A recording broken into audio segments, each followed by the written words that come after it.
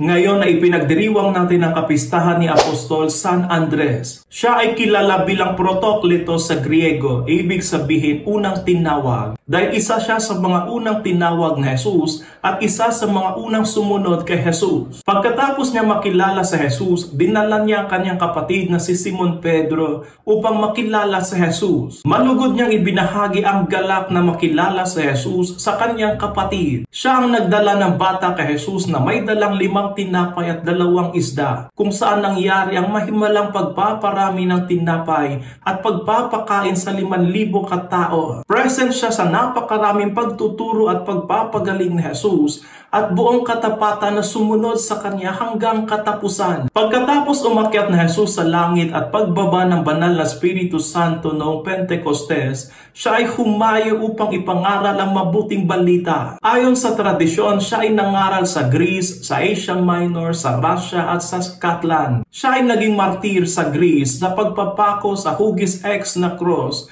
na ngayon ay kilala bilang St. Andrew's Cross. Gaya ni San Andres, tayo ay tinatawag lagi na sumunod kay Jesus, dalhin ang karamihan sa kanya, ipangaral siya at maging tapat sa kanya hanggang sa wakas. Apostol San Andres, ipanalangin mo kami.